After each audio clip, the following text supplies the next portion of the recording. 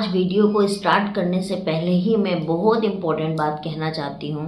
कृपया करके आप लोग वीडियो को पूरा देखिए, क्योंकि मैंने अपनी लाइफ के बारे में हर एक चीज़ के बारे में अपने वीडियो में बताया हुआ है और बार बार एक ही चीज़ को रिपीट करना अच्छा नहीं लगता। बहुत सारी ऑडियंस मुझसे कुछ नया चाहती है कि दीदी ये बताइए वो बताइए, और मुझे सबको बताना होता है। एक ही टॉपिक को बार बार वीडियो बनाना सही नहीं लगता है। तो सबसे इम्पोर्टेंट बात यह है कि आप लोग वीडियो को पूरा देखिए।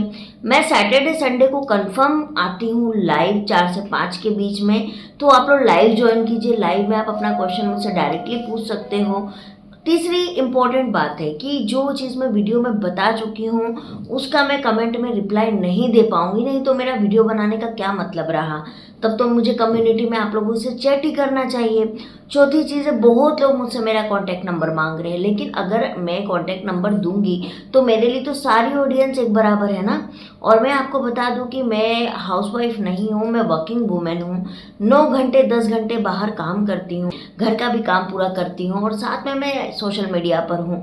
तो मेरे लिए बिल्कुल भी संभव नहीं है कि मैं किसी से पर्सनल चैट कर सकूँ। इसीलिए मैं अपने यूट्यूब वीडियो में हर किसी को कमेंट का रिप्लाई करती हूँ।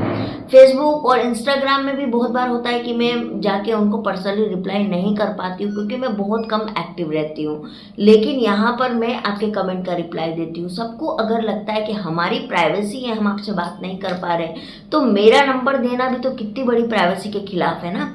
हर कोई तो अच्छा नहीं हो सकता, हर किसी का माइंडसेट तो अच्छा नहीं हो सकता। इस बात को आप भी प्लीज़ समझिए। जो भी कहना है आप कमेंट में कहिए और पूरा वीडियो को देखिए। अगर वीडियो में मैंने उस चीज़ को नहीं बताया तो डेफिनेटली मैं आंसर कर दूंगी, लेकिन अगर वीडियो में मैंने बताया है तो उसका आंसर करने का कोई मतलब नहीं बनता है। तो आज हम सबसे पहले बात करेंगे मेरे फाइब्रॉइड की, कि मेरा फाइब्रॉइड कैसे ठीक हुआ।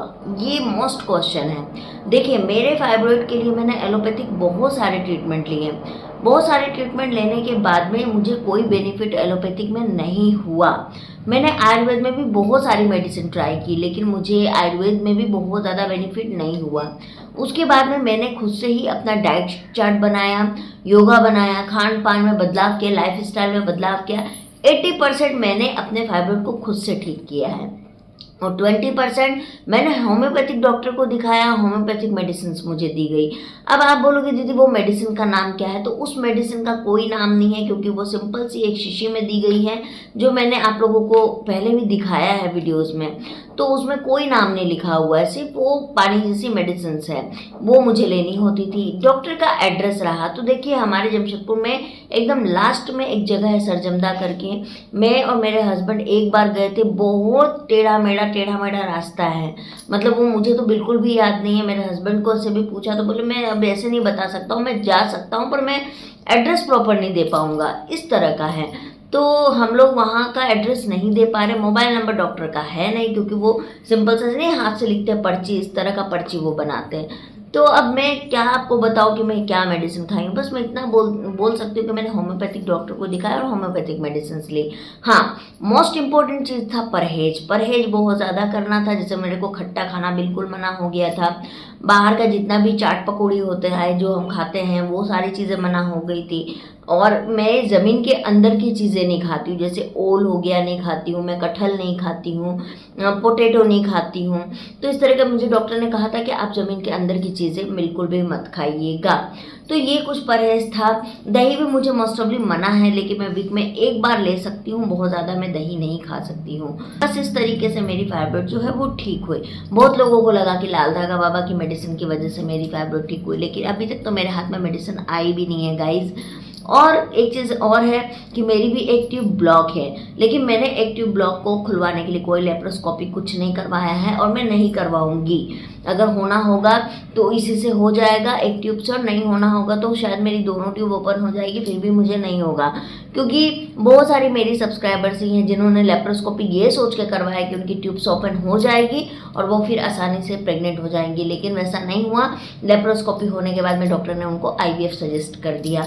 जब मुझे IVF ही करवाना है तो फिर मैं लेप्रोस्कोपी क्यों करवाऊँ। लेप्रोस्कोपी में भी 25-30 हज़ार 35 हज़ार तक का खर्चा आता है। तो बेटर है ना कि फिर इंसान आईवीएफ की तरफ ही मूव हो जाए। वो लेप्रोस्कोपी में पैसे क्यों लगाएगा? क्योंकि लेप्रोस्कोपी में डॉक्टर उस वक्त तो बोल देती है कि ये चीज़ हो जाएगा, लेकिन बाद में वो चीज़ नहीं होती है। और एक चीज़ मैं बता दूं कि मैं किसी भी एलोपैथिक डॉक्टर से जुड़ी हुई नहीं हूँ, ना मैं किसी आयुर्वेदिक डॉक्टर से जुड़ी हूँ। मैं किसी से जुड़ी हुई नहीं हूँ और मेरे को किसी से जुड़ना नहीं है। मैं अपना जो है ट्रीटमेंट जो मेरा चल रहा था, फाइब्रॉइड की दवा मेरी बंद हो चुकी, ट्यूब ब्लॉकेज के लिए मैं कुछ खा नहीं रही हूँ, और मैं घर में जो परहेज है, डाइट है, योगा है, यही सारी चीज़ें मैं करती हूँ और इसी से मैं अपने आप को काफ़ी हेल्दी और फिट महसूस कर रही हूँ। अब बात करते हैं हम लाल धागा बाबा की। बहुत सारे लोगों का कहना है कि लाल धागा बाबा से हमको पॉजिटिव रिजल्ट नहीं आया, हमको 1 साल हो गया, 2 साल हो गया। देखिए, लाल धागा बाबा के ऊपर अगर आप ट्रस्ट कर रहे हैं तो वो आप भगवान के ऊपर ट्रस्ट कर रहे हैं। अब भगवान के ऊपर ट्रस्ट अगर आपका बिखरता है तो उसमें कोई कुछ नहीं कह सकता। कब रिजल्ट आएगा ये तो मुझे भी नहीं पता। अगर मुझे पता होता तो मैं अपने बारे में शायद पहले बात कर लेती, लेकिन मुझे भी नहीं पता कि रिजल्ट कब आएगा। बस आएगा इतना जानती हूँ। और अगर आप किसी भगवान के प्रति आस्था रखे हो तो 3 चीज़ों का आप सबसे ज़्यादा ख्याल रखिए, स्पेशली फॉर द लाल धागा बाबा। पहला है परहेज। आपको परहेज रखना होगा, क्योंकि बहुत लोग जो है वो घर से संकल्प लेके ही कर रहे हैं, वो नहीं गए हैं और वो उनको जाने की आवश्यकता भी महसूस नहीं हो रही। कोई बात नहीं, पर परहेज रखिए आप। दूसरी चीज़ है विश्वास, अटूट विश्वास और भक्ति रखिए। तीसरी जो इम्पोर्टेंट चीज़ है वो है धैर्य। अगर आप देखते हो कि किसी को 15 दिन में रिजल्ट आ गया, 1 महीने में रिजल्ट आ गया, तो आपके मन में होता है कि उनको रिजल्ट आ गया, मुझे रिजल्ट क्यों नहीं आया। देखो, हर किसी का अपना एक समय है, हर किसी को उसके समय पर ही वो चीज़ मिलेगी। ऐसा नहीं है कि उसको 15 दिन में रिजल्ट आ गया। ये भी तो सोचो कि मैं आज देख रही थी धागा बाबा के चैनल पे, किसी को 26 साल में रिजल्ट आया, किसी को 34 साल में रिजल्ट आया। एक महिला 50 साल की एज में प्रेग्नेंट हुई है। उनका पेशेंस, उनका धैर्य का सोचो। आप पास देख रहे हो तो आपको लग रहा है यार इनकी प्रेगनेंसी होगी, लेकिन वो 34 साल जो इन्होंने काटे बिना बच्चे के, उनको सोच के देखो कि उन्होंने कितने सारे स्ट्रगल किए होंगे, कितने ताने, कितने कमेंट, कितने सारी चीज़ें सही होगी। तो इसीलिए आप किसी से किसी को कंपेयर मत कीजिए। बस ये सोचिए कि हाँ, मुझे रिजल्ट आ जाएगा। अपनी प्रार्थना उनसे रखिए, अपनी प्रार्थना कीजिए और हमेशा उनको बोलिए कि बाबा मेरा तेरे अलावा कोई सहारा नहीं है। इतना ही काफ़ी। देखिए, मेरा भी जाना था, मुझे भी जाने की बहुत इच्छा है, बट कुछ ऐसे सरकमस्टांस हो रही है कि मैं नहीं जा पा रही हूँ। लेकिन इससे मेरी आस्था कोई कम नहीं हुई। डे बाय डे मेरी आस्था उनके प्रति बढ़ ही रही है। और मेडिकल इतने सारी, और मैंने तो देखा है कि लाल धागा बाबा की जितनी भी चीज़ें हैं ना, वो मेडिकल साइंस को चुनौती दे रही है। सोचिए, 50 साल की फीमेल प्रेग्नेंट हो गई है, डॉक्टर ने उसको मना कर दिया था कि आपकी प्रेगनेंसी कभी हो ही नहीं सकती है, वैसी प्रेगनेंसी कंसीव हो रही है। तो अब अगर आपको समय लग रहा है तो सही बात है ना कि आपका समय ही नहीं आया है उस चीज़ का, तो समय लग रहा है। तो आई होप सो मैंने अपनी फाइब्रॉइड की बात को यहाँ पर क्लियर कर दिया गाइज। आपको फाइब्रॉइड का ट्रीटमेंट लेना है, आप अपने नज़दीकी होम्योपैथिक डॉक्टर से दिखाइए, आप होम्योपैथिक में ट्रीटमेंट लीजिए। लेकिन हाँ, एलोपैथ में इसका कोई ट्रीटमेंट नहीं है, डॉक्टर लेप्रोस्कोपी ही बोलेगी आपको। आयुर्वेद में आप लेके देख सकती हैं। मैं कुछ बोल नहीं सकती क्योंकि मैंने आयुर्वेद की भी मेडिसिन 6-7 महीने खा ली थी और मुझे आयुर्वेद से कोई भी बेनिफिट मेरे को नहीं हो रहा था, पर्सनली नहीं हो रहा था और मैं बहुत ज़्यादा परेशान थी। और मुझे क्या सिम्टम आते थे ना फाइब्रॉइड की वजह से कि मेरे पीरियड डे बाय डे, मतलब एक बार तो ऐसा हुआ था कि मेरे को बस हल्का हल्का स्पॉटिंग हुआ और पीरियड बंद हो गए। अब मुझे लगा कि क्या पता ये प्रेगनेंसी के ही सिम्टम हो, लेकिन जब हमने चेक किया 6 दिन के बाद तो मेरे को प्रेगनेंसी नहीं थी। फिर मैंने देखा कि नहीं है, इसमें तो मेरे को खुद से ही कुछ करना पड़ेगा, नहीं तो मेरी मेडिकल की पढ़ाई करने का क्या मतलब बनता है। तो मैंने खुद से अपनी डाइट चार्ट बनाया, अपना योगा बनाया। मैं डेली एक चीज़ करती थी गाइस, सुबह उठ के 1 गिलास गर्म पानी पीना, मतलब सुसुम पानी जो होता है ना वो पीना, और साथ ही साथ 30 मिनट 40 मिनट वॉक करना। ये मैंने एकदम चालू कर दिया। मैंने कहा कि अभी मेरे को कुछ नहीं सुनना, मेरे को 40 मिनट डेली वॉक करना है, और मैंने वो चीज़ें की।